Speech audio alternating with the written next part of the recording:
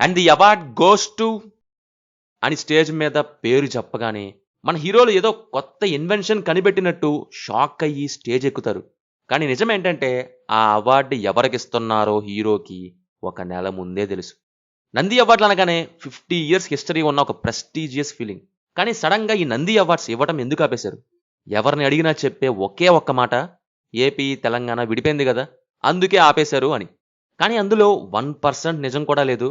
Bifurcation వల్ల awards ఆగలేదు. 2017లో బయటపడ్డ political lobbying and ego clashes లాంటివన్నీ కలిసి ఎన్నో ఏళ్ల నుంచి వస్తున్న నంది అవార్డ్స్ పరుగును రోడ్డు మీద నిలబెట్టాయి. టీఎఫ్ఐ హిస్టరీలో ఒక బ్లాక్ చాప్టర్గా మిగిలిపోయిన ఆ 2014 అవార్డ్స్ స్కామ్ ఏంటి? ఆ రోజు బయటపడ్డ విషయాలేంటి? అదే నంది అవార్డ్స్ విషయంలో లేట్ దాసర్ నారాయణరావు గారి టైంలో జరిగిన ఆ మేస్త్రి వర్సెస్ మగధీర కాంట్రవర్సీ ఏంటి? ప్రైవేట్ టీవీ అవార్డ్స్ వాళ్ళ దుకాణాన్ని ఎందుకు మూసారు? కాబట్టి 10 నీకు 10 నాకు. Thank you. ఆ 10 లేవు 50-50 మొత్తం దొబ్బేద్దామనే. చిన్నప్పటి నుంచి చూస్తున్నా. ఈరోజు మన మూవీ మ్యాటర్స్ ఛానల్లో టాలీవుడ్ని శాసిస్తున్న ఆ అవార్డ్స్ మాఫియా డార్క్ సీక్రెట్స్ని point to point break down చేద్దాం. వీడియో ఎండ్ వరకు చూడండి. ఈ అవార్డ్స్ వెనక ఎంత దారుణం ఉందో మీకే అర్థమవుతుంది. ఎంతకి తెగించారా? అయితే ముందు మన మూవీ మ్యాటర్స్ ఛానల్ని సబ్స్క్రైబ్ చేసుకోండి. అలాగే బెల్ ఐకాన్ కూడా ఆన్లో పెట్టేసేయండి. Chapter 1 the main scam. అసలు నంది అవార్డ్స్ ఎవరిస్తారనేది కనుక చూస్తే ఏపీ గవర్నమెంట్ అనేది ఇస్తుంది తెలుగు సినిమా ఎక్సలెన్స్కి గాను. సరే, ఇక మ్యాటర్లోకి వెళ్తే అసలైన గొడవ స్టార్ట్ అయింది నవంబర్ 2017లో. అప్పటి ఏపీ గవర్నమెంట్ 2014, 2015, 2016 సంవత్సరాలు కలిపి ఒకేసారి నంది అవార్డ్స్ అనౌన్స్ చేసింది. ప్రేక్షకులు ఏం చేశారు? సరే, 2015 లిస్టు చూశారు. బాహుబలి క్లీన్ స్వీప్ చేసింది. ఎవ్వరికి ఎలాంటి కంప్లైంట్స్ లేవు. 2016 లిస్టు చూశారు. పెళ్లి చూపులు అండ్ నాన్నకు ప్రేమతో అవార్డ్స్ వచ్చాయి. ఇది కూడా అందరికీ ఫెయిర్గానే అనిపించింది. కానీ 2014 అవార్డ్స్ లిస్టు చూశాక మాత్రం మొత్తం ఇండస్ట్రీ, మీడియా మరియు ఆడియన్స్ మైండ్ బ్లాక్ అయిపోయింది. ఎందుకంటే ఈ లిస్టులో చాలా చోట్ల కనిపించిన ఒకే ఒక్క పేరు legend. The legend. The legend. So point number 1, the legendary bias, the 2014 scam. 2014 అనేది కూడా ప్రతి ఇయర్ లాగానే చాలా మంచి సినిమాలు రిలీజ్ అయ్యాయి. ఆ ఇయర్ ఏఎన్ఆర్ గారి లాస్ట్ ఫిలిం మాస్టర్ పీస్ అయిన మనం రిలీజ్ అయింది. హైయెస్ట్ కలెక్షన్స్ కొట్టిన రేసుగుర్రం ఉంది. కల్ట్ క్లాసిక్గా మిగిలిపోయిన వన్ నేను ఒక్కడనే ఉంది. కానీ జ్యూరీ మెంబర్స్ ఈ సినిమాలన్నింటినీ తొక్కేసి మెయిన్ అవార్డ్స్ అన్ని బాలకృష్ణ లెజెండ్ కట్టేసింది. ఈ మూవీకి ఆల్మోస్ట్ 9 అవార్డ్స్ వచ్చాయి. Best film, best actor, best director, best villain, best editor, best dialogue writer, best male playback singer, best special effects, best fight master. దీంతో ఆడియన్స్కి మతిపోయింది. లెజెండ్ ఒక massive mass hit అనడంలో doubt లేదు. Buoy Balayya కాంబోలో వచ్చిన ఒక mass action movie. దీన్ని తీసుకెళ్లి క్లాసిక్ ఫిలిమ్స్ను తొక్కేసి బెస్ట్ ఫిలిం ఇవ్వటం ఏంటి అని అందరూ క్వశ్చన్ చేశారు. దీంతో లాబియింగ్ గట్టిగా జరిగింది అని ఎలిగేషన్స్ పీక్కి వెళ్ళాయి. Point number 2, ego clashes and open wars in TFI. 2014లో highest grosser and one of the best entertainer movie Race Gurram. కానీ దానికి ఒక్క మెయిన్ అవార్డు కూడా ఇవ్వలేదు. దీంతో ప్రొడ్యూసర్ అండ్ బన్నీవాసు ఓపెన్గా మీడియా ముందుకొచ్చి ఫైర్ అయ్యారు. రేసుగుర్రం ఒక కమర్షియల్ సినిమా అని చెప్పి ఏ మెయిన్ అవార్డు కూడా ఇవ్వలేదు అని అంటున్నారు. మరి అదే సంవత్సరానికి గాను అవార్డ్స్ తెచ్చుకున్న మూవీస్లలో చాలా వరకు కమర్షియల్ మూవీసే కదా అని అన్నారు.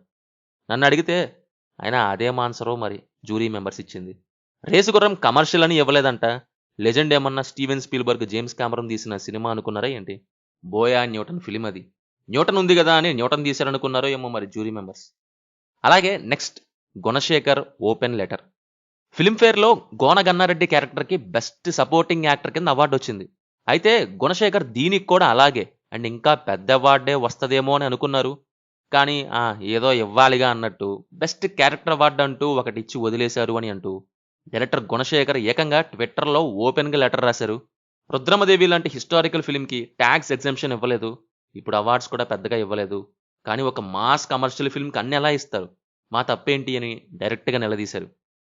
Next, Posani's rejection. Posani Krishna Murali media ముందు కూర్చొని ఈ అవార్డ్స్ మీద సివియర్గా ఫైర్ అయ్యి తనకి టెంపర్ మూవీకి గాను వచ్చిన బెస్ట్ సపోర్టింగ్ అవార్డుని రిజెక్ట్ చేస్తూ పబ్లిక్గా వెనక్కి ఇచ్చేశారు. ఆ తర్వాత నాగార్జునాస్ సైలెంట్ కౌంటర్. అక్కినేని ఫ్యామిలీకి అప్పుడు పెద్ద అన్యాయమే జరిగింది. మనం సినిమాకి 3 మెయిన్ కేటగిరీస్ అయిన best future film, best actor, best director వీటిల్లో ఒక్కటి కూడా ఇవ్వకుండా 3 లెజెండ్కి ఇచ్చేయడంతో నాగార్జున మీడియా ముందుకొచ్చి గొడవ చేయలేదు, కానీ అఖిల్ హెలో మూవీ టేజర్ని ఎగ్జాక్ట్గా అదే టైంలో రిలీజ్ చేస్తూ ఒక క్యాప్షన్ పెట్టారు, ఫ్రమ్ ద మేకర్స్ ఆఫ్ మనం to which you awarded your hearts. Jury వాళ్ళు అవార్డు ఇవ్వలేదు, కానీ ఆడియన్స్ హృదయాలు ఇచ్చారు అని డైరెక్ట్గా కౌంటర్ వేశారు. వీటన్నిటి తర్వాత ఇంకా చాలానే జరిగాయి. ప్రేక్షకులు చాలామంది దీని పట్ల తీవ్రంగా అపోజ్ అయ్యారు. వదిలేస్తే మళ్ళీ అదే జరిగిద్దనే ఉద్దేశంతో. క్లియర్గా చెప్పాలంటే సినిమా వర్సెస్ గవర్నమెంట్ అనే స్టేజ్కి వెళ్ళిపోయింది. ఇది ఎటో పోతుంది. అవార్డ్స్ నుంచి ఇంత జరిగిద్ది అని అనుకోని గవర్నమెంట్ నంది అవార్డ్స్ని ఇవ్వటం ఆపేసింది. అప్పటి నుంచి తెలంగాణ గవర్నమెంట్ కూడా లైట్ తీసుకుంది. అయితే రీసెంట్గా రూలింగ్లోకి వచ్చిన వేరే గవర్నమెంట్ నంది అవార్డ్స్ పేరు మార్చేసి గద్దర్ అవార్డ్స్కి ఇవ్వటం స్టార్ట్ చేశారు తెలంగాణలో. సో నంది అవార్డ్స్ ఆగింది బైఫర్కేషన్ వల్ల కాదు, 2014లో జరిగిన ఎక్స్ట్రీమ్ ఫేవరెటిజం, పొలిటికల్ లాబీయింగ్ వల్ల, టీఎఫ్ఐలో వచ్చిన హార్మ్ఫుల్ ఎన్విరాన్మెంట్ వల్లే నంది అవార్డ్స్ క్రెడిబిలిటీని కంప్లీట్గా కోల్పోయింది. చాప్టర్ 2 ది దాసరి ఎరా అండ్ స్కామ్స్. నంది అవార్డ్స్లో ఈ లాబీయింగ్ ఇప్పటిదాకా చెప్పుకున్న 2014 గురించి అండ్ అప్పుడు స్టార్ట్ అయ్యింది అనేది మీరు అనుకుంటే పొరపాటు పడ్డట్టే. దాని అస్సలు సిసలైన స్పార్క్ 2009లో స్టార్ట్ అయింది. లేట్ దాసరి నారాయణరావు గారు టైంలో ఇది పీక్స్లో ఉండేది. దాసరి గారు టీఎఫ్ఐకి పెద్ద దిక్కు, కానీ అవార్డ్స్ విషయానికి వస్తే ఆయన మీద ఉండే మెయిన్ క్రిటిసిజం మోనోపోలీ. దీనికి బెస్ట్ ఎగ్జాంపుల్ 2009 నంది అవార్డ్స్. 2009కి గాను best actor award Dasari Narayanarao గారికి వచ్చింది. అది కూడా మేస్త్రీ మూవీలో యాక్టింగ్కి. ఇది తెలియగానే ఇండస్ట్రీ మొత్తం షాక్. ఎందుకంటే ఆ ఇయర్ రామ్ చరణ్ మగధీరలో చేసిన యాక్టింగ్కి కన్ఫామ్గా బెస్ట్ యాక్టర్ వస్తుంది అని చాలామంది ఎక్స్పెక్ట్ చేశారు. ఆర్ ఇంకా వేరే మూవీస్ చూసుకున్న కిక్కు మూవీలో రవితేజ, ఇలా చాలానే ఉన్నాయి.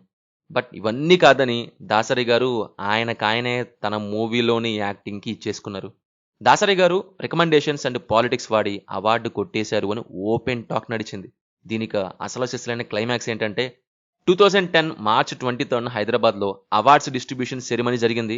స్టేజ్ మీద వచ్చిన కాంట్రవర్సీకి దాసరి గారు ట్యాక్ట్ఫుల్గా ఆన్సర్ ఇస్తారు అని అందరూ వెయిట్ చేస్తున్నారు. ఆయన స్టేజ్ ఎక్కి ఏమన్నారో తెలుసా? నాకు నా లైఫ్లో 3 సార్లు బెస్ట్ యాక్టర్ అవార్డు వచ్చింది, టోటల్గా 18 అవార్డ్స్ వచ్చాయని తన ప్రీవియస్ ట్రాక్ రికార్డు గురించి డబ్బా కట్టుకున్నారు. అక్కడ ఉన్న ఆడియన్స్కి, ఇండస్ట్రీ వాళ్ళకి పిచ్చెక్కిపోయింది. వాళ్ళల్లో వాళ్ళే గుసగుసలాడుకున్నారు. ఎవరడిగారు ఈయన పాత అవార్డ్స్ గురించి అని. ప్రజెంట్ వచ్చిన కాంట్రవర్షియల్ అవార్డు మీద క్లారిఫికేషన్ ఇవ్వకుండా ఓన్ డబ్బా ఏంటి అన్నట్టు చాలా మంది అనుకున్నారు. ఇది దాసరి గారి టైంలో జరిగిన one of the biggest controversial awards scams. దీని తర్వాత మళ్ళీ 2011లో కూడా కొద్దిగైంది. జైబోలో తెలంగాణకి బెస్ట్ డైరెక్టర్ అవార్డు ఇచ్చారు. అవతల రాజన్న లాంటి సినిమాని పెట్టుకొని విజేంద్ర ప్రసాద్ గారికి ఇవ్వకుండా రెండూ కూడా తెలంగాణ గురించి తీసిన సినిమాలే. Chapter 3 the comedy of private TV and NRI scams. ఇంకా ఈ ప్రైవేట్ టీవీ ఛానల్ అవార్డ్స్ గురించి మాట్లాడుకుంటే అసలు అవి అవార్డ్స్ కావు, అటెండెన్స్ రిజిస్టర్స్ అనొచ్చు. ఒకప్పుడు టి సుబ్బరామిరెడ్డి గారు, టిఎస్ఆర్ గారు పెట్టే టిఎస్ఆర్ టీవీ9 అవార్డ్స్ ఉండేవి. అసలు ఇవైతే పీక్ కామెడీ.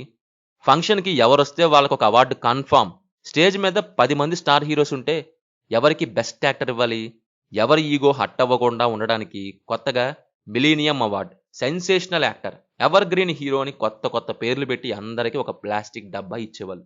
అప్పట్లో social media and audience comments ఎక్కువైపోవడంతో ఈ కామెడీ షో, అదే అవార్డ్స్ షోని సైలెంట్గా ఆపేశారు. ఇంకో పెద్ద స్కామ్ సినీ మా అవార్డ్స్. ఒకప్పుడు చాలా గ్రాండ్గా జరిగేవి, కానీ స్టార్ నెట్వర్క్ వాళ్ళు మా టీవీని కొన్నాక వాళ్ళకి అర్థమైంది ఏంటంటే టీఆర్పీ కోసం పెద్ద హీరోస్ని పిలవాలి, వాళ్ళకు ఒక అవార్డు ఇవ్వాలి, ప్లస్ వాళ్ళ ఫ్లైట్స్, హోటల్స్ అన్ని ఛానల్ వాళ్ళే భరించాలి. ఎంత ఖర్చు పెట్టి తెస్తే వచ్చే టీఆర్పీ రెవెన్యూ కంటే పెట్టే ఖర్చే ఎక్కువైపోయింది. బిజినెస్ వర్కౌట్ అవ్వక సినీ మా అవార్డ్స్ని కంప్లీట్గా ఎత్తేశారు. అసలు ఈ అవార్డ్స్ నిజంగానే ఒరిజినల్లా లేక ఫేక్ అనే డౌట్ పడే వాళ్ళకి కొంతమంది ఇచ్చిన స్టేట్మెంట్సే ఆన్సర్స్ కింద చెప్తాను. తాప్సీ ఒకానొక టైంలో ఒక ఇంటర్వ్యూలో ఇలా అన్నారు, బెస్ట్ యాక్ట్రెస్ అవార్డు అని పిలిచి నేను ఫ్లైట్ ఎక్కి వెళ్ళాక మా హీరో రాలేదు, సో అవార్డు ఇంకొకరికి ఇస్తున్నాం, మీరు జస్ట్ ప్రజెంట్ చెయ్యండి అన్నారు అని ఫేస్ మీదే చెప్పారంట. అసలు హీరో రాకుంటే హీరోయిన్కి అవార్డు ఇవ్వకపోవటం ఏంటండి బోబ్. ఇంకా బాలీవుడ్ యాక్టర్ రిషి కపూర్ అయితే నేను 30,000 రూపీస్ ఇచ్చి ఒక బెస్ట్ యాక్టర్ అవార్డు కొనుక్కున్నా అని ఓపెన్గా తన బుక్లోనే రాసుకున్నారు. ఇంకొన్ని ఉంటాయి. ఇప్పుడు జరుగుతున్న సైమా, ఐఫా, ఉత్సవ్ లాంటి పెద్ద ఈవెంట్స్ గురించి అయితే చెప్పుకోవటం కూడా బోకే. ఇవో పెద్ద ట్రావెల్ అండ్ టూరిజం బిజినెస్ అనొచ్చు. దుబాయ్లో అవార్డ్స్ పెట్టి అక్కడ ఎన్ఆర్ఐల దగ్గర అక్కడ కరెన్సీలలో ఆ 200 ఆ 500 ఆ 1000 అనే టికెట్స్ అమ్ముకొని మన హీరోస్ని అక్కడ డిస్ప్లేలో పెడతారు.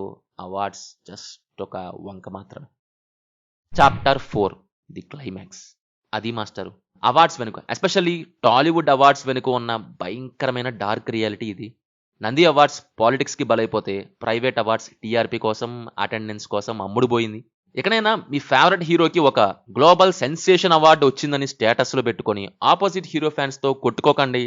నిజంగా మన హీరో చేసిన సినిమాకి మన హీరో యాక్టింగ్కి వర్తా కాదా అనేది ఆలోచించండి.